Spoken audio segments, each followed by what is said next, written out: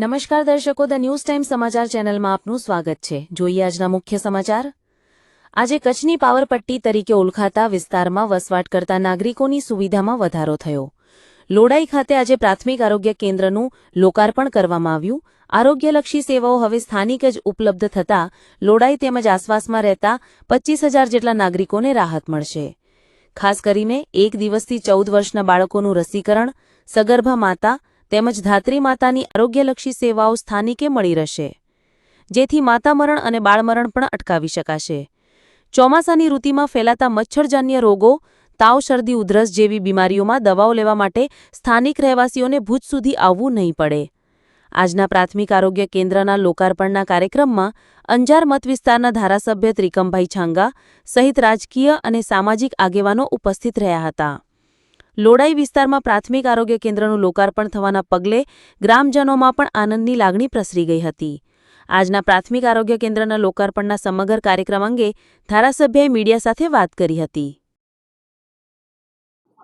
રાજ્ય સરકારની એવી નીતિ રહી છે કે ગ્રામ્ય વિસ્તારમાં પણ આરોગ્યની વધુમાં વધુ સારી સગવડતાઓ લોકોને મળે, એના ભાગરૂપે રાજ્યના મુખ્યમંત્રી આદરણીય ભૂપેન્દ્રભાઈ પટેલ સાહેબ અને આરોગ્ય મંત્રી માનનીય ઋષિકેશભાઈ પટેલ સાહેબના બંનેના આશીર્વાદથી સમગ્ર ગુજરાત રાજ્યમાં જ્યારે આરોગ્યની સેવા વિસ્તરી રહી છે, એ જ રીતે આજે લોડાઈ મુકામે પણ આસપાસના 20-25,000 લોકોને આવતા દિવસોમાં આરોગ્યની સગવડતાઓ સ્થાનિકે મળી રહે, એના ભાગરૂપે લોડાઈ મુકામે પ્રાથમિક આરોગ્ય કેન્દ્ર મંજૂર કરવામાં આવ્યું, જેનો આજે શુભારંભ કરવામાં આવ્યો। ખૂબ વિકાસના કામો થયા છે, થઈ રહ્યા છે। 1 કરોડના ખર્ચે પ્રાથમિક શાળાનો બિલ્ડિંગ ચાલુ છે। 70 કરોડના ખર્ચે રોડ એ પણ કામનું ચાલુ છે, નાગોરથી કરીને લોરિયા સુધી।